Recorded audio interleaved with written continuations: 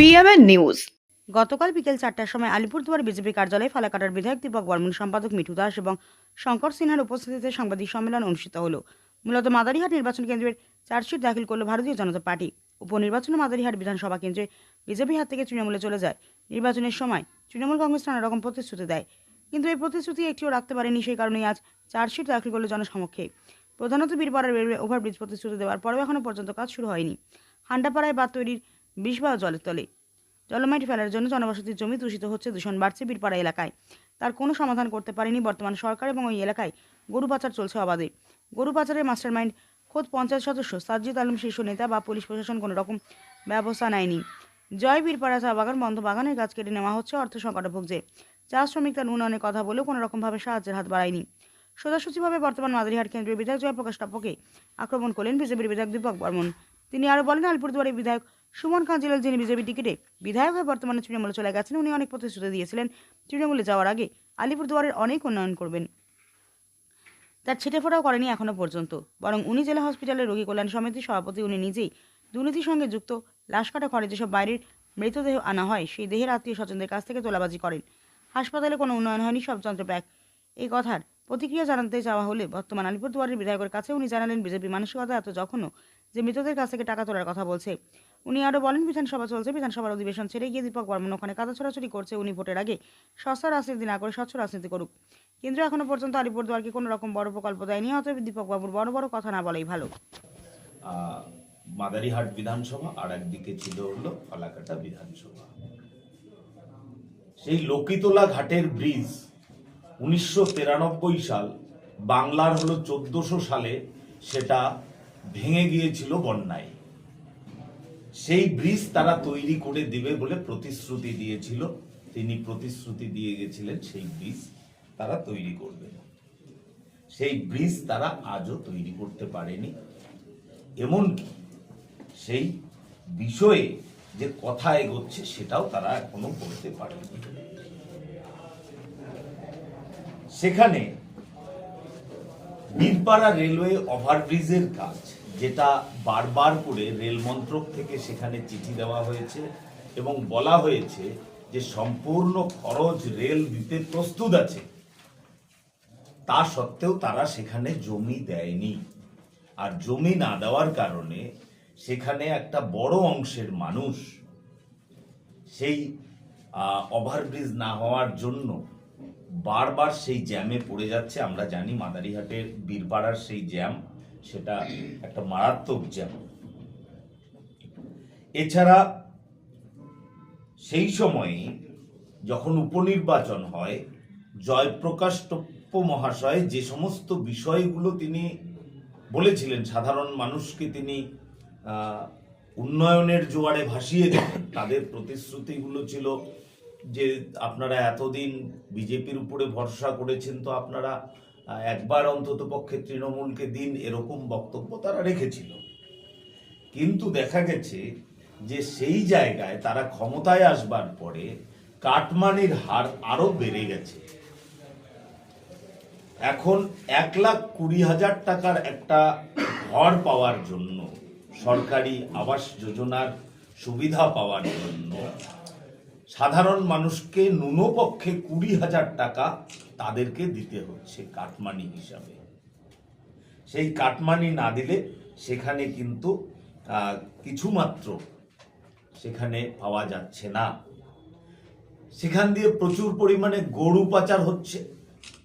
গরু পাচারের করিডোর হিসেবে এখন বীরপাড়া এবং রাঙালিবাজনা, শিশুবাড়ি, এই সমস্ত এলাকাকে ব্যবহার করা হচ্ছে। এবং এর সঙ্গে সরাসরি যিনি যুক্ত আছেন তিনি হলেন সাজিদ আলম, সেই বীরপাড়ার ডন হিসেবে যিনি নিজেকে পরিচয় দেন এবং যিনি পরিচিত, তিনি পঞ্চায়েত সমিতির সদস্য। তিনি, তার নেতৃত্বে সেই এলাকা দিয়ে এখন গরু পাচার চলছে। যেটা একসময় সোনাপুর দিয়ে হতো, সেইটা কিছুটা কমে এখন সেই এলাকা দিয়ে হচ্ছে। সবচেয়ে যেটা আশ্চর্যের এবং অত্যন্ত দুঃখজনক, এই তৃণমূল কংগ্রেসের সময়ে পুলিশ এবং প্রশাসনের সম্পূর্ণ দলীয়করণ সম্পূর্ণ হয়েছে, যেটা আমরা বিভিন্ন জায়গায় দেখেছি, সেটা আমরা আলিপুরদুয়ারেও দেখছি। বিডিও অফিসের ভেতরে সেখানকার বিধায়ক জয়প্রকাশ টোপ্প মহাশয় বসে তিনি কর্মীদের ইনস্ট্রাকশন দেন, তিনি সেখানকার বিডিও অফিস পরিচালনা করেন, যেটি একজন বিডিওর জন্য শুধু নয়, সাধারণ মানুষের জন্য কিন্তু বিব্রতকর, এবং যেটা সম্পূর্ণভাবে অনৈতিক, অবৈধ সেই কাজ তারা সেখানে করছেন।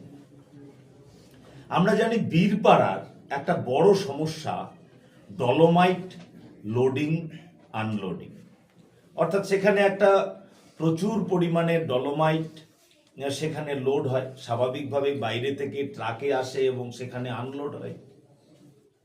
সেই ক্ষেত্রে বীরপাড়া এটা একটা বড় সমস্যা। আমরা দীর্ঘদিন এই বিষয়ে আন্দোলন করেছি, এটা নিয়ে সেখানে রেল রোকো পর্যন্ত বিজেপির পক্ষ থেকে করা হয়েছিল। সম্মানীয় সাংসদ সেই কেসের আসামি, এখনো পর্যন্ত সে কেস চলছে। কিন্তু বীরপাড়ার সাধারণ মানুষের স্বার্থে ভারতীয় জনতা পার্টি এই আন্দোলন আগেও যেমন করছিল, আগামী দিনেও করে যাবে। কিন্তু মুশকিল হলো, আমরা কেন্দ্রীয় সরকার এবং রেল মন্ত্রককে বলার ফলে তারা রাজি হয়েছে যে এই জায়গার থেকে অন্য জায়গায় তারা রেক পয়েন্ট তৈরি করতে চায়। কিন্তু রেক পয়েন্ট তৈরি করার জন্য যেটা প্রয়োজন সেটা হলো জমি। রাজ্য সরকারের পক্ষ থেকে ফাঁকা জায়গায় সেই জমি আজও দেওয়া হয়নি বলে বীরপাড়ার এই সমস্যা সমাধান করা যাচ্ছে না। এটা অত্যন্ত দুর্ভাগ্যজনক। বীরপাড়ার মানুষের সঙ্গে তৃণমূল কংগ্রেসের এটা একটা প্রতারণা। আমরা চাইছি যে বীরপাড়া মাদারিহাটের মাঝামাঝি অনেকটা জায়গা আছে, অনেক জায়গা আছে যেখানে ফাঁকা জায়গা রয়েছে। সেই জায়গাগুলো কিন্তু রাজ্য সরকার চাইলেই দিতে পারত, কিন্তু তারা এই সমস্যার সমাধান চায় না। তারা আসলে সাধারণ মানুষকে নিয়ে বরাবর যেমন রাজনীতি করে, এক্ষেত্রেও তারা সেই রাজনীতি করে যাচ্ছে। আমরা দেখেছি বীরপাড়ায় বন্যা ত্রাণের ক্ষেত্রে সেখানেও একটা দলবাজি হয়েছে। সাধারণ মানুষ যখন বিপর্যস্ত, তাদের সেই বিপর্যয়কে তারা মূলধন করে তারা সেখানে রাজনীতি করে, এবং শুধু তাই নয়, সেই সাধারণ মানুষ যখন বিপর্যস্ত হয়ে পড়েছে তখন তাদের প্রাপ্য সুবিধাটুকুও অনেক সময় দলগত কারণে এই তৃণমূল কংগ্রেস দেয়নি। সেখানে বন্যা ত্রাণের টাকা কিন্তু লুট হয়েছে।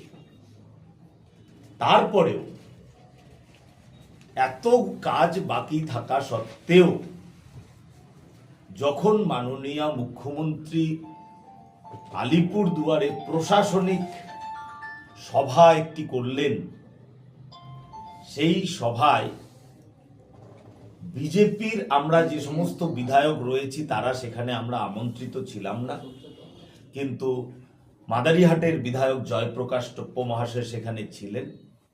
তাকে জিজ্ঞাসা করা হয়েছিল তার কোনো বক্তব্য আছে কিনা, তিনি বলছিলেন তার সমস্ত কিছু পূরণ হয়ে গেছে। তো আজকে বীরপাড়াবাসী, মাদারিহাটবাসী তারা ভাবুক যে তাদের কিছু উন্নয়নের কাজ বাকি আছে কিনা, কারণ তাদের বিধায়ক জয়প্রকাশ টোপ্প মহাশয় তিনি বলেছেন তাদের আর কোনো কাজ করবার নেই, তাদের আর কোনো বাকি কাজ নেই।